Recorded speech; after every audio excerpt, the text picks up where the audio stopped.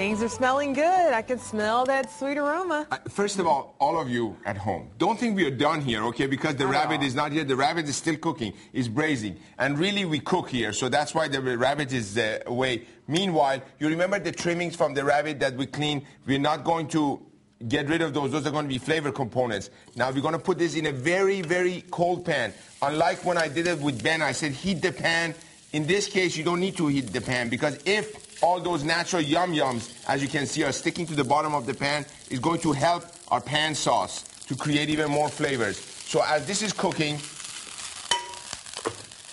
we're going to use those bones. Then we're going to add some of the mushrooms that we already add in the braising liquid for the rabbits to cook, also in this pan, and some nice oven-roasted tomatoes. Guys, this recipe should be downloaded from Il Mito or fox6now.com, because this is a perfect season to deal with tomatoes the way we're doing, because some of the tomatoes don't have as much flavor as we want. And the oven roasted, I mean, what's the difference between those if you, in case it's doing regular tomatoes? Absolutely.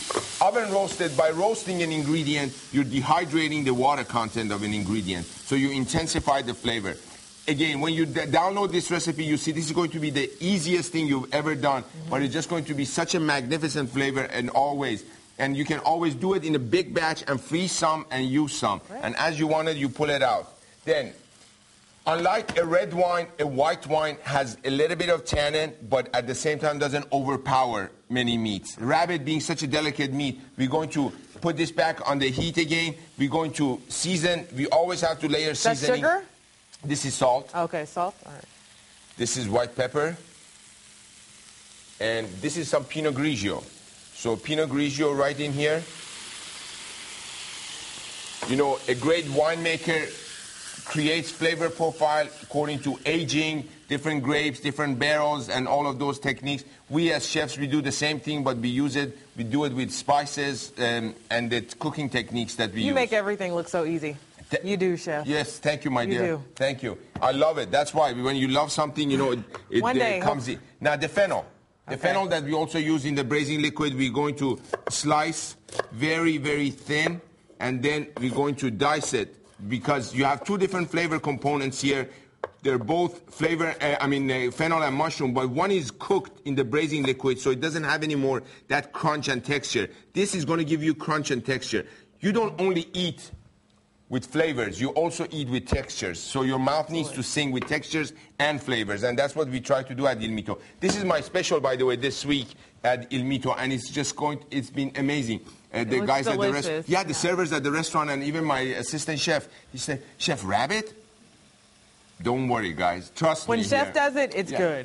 Trust me. And everybody is just loving it, loving it. And we're serving this with a roasted garlic mashed potato. And you know the thing I noticed about the rabbit, too? It definitely has a distinct taste. It does. You can tell. It does. You can tell. You're correct. You're absolutely correct. It does. But it's not overpowering. No. It is not gamey. It is just delicate, and it's nice, and it complements so many different things. And so many different things complement it. So that's what we're going to be doing. Meanwhile, remember, guys, when you're cooking any meat, it is the cut of meat that dictates what you should do with it, okay? Do not take one thing that you're comfortable with and try to implement it on every different cut of meat. If it's a roast, there's a reason why we call it a roast, you know? High heat, roast it fast, dehydrate the surface, and cook the interior. Okay. Next one, if it's a tough piece of meat, like Sharita was saying, cook it slowly for a long period of time. To make it more tender? Exactly, bravo. Slow cooker is a great way to do it. Pressure cooker, like I use all the time, is a great way to do it. So now, you know what?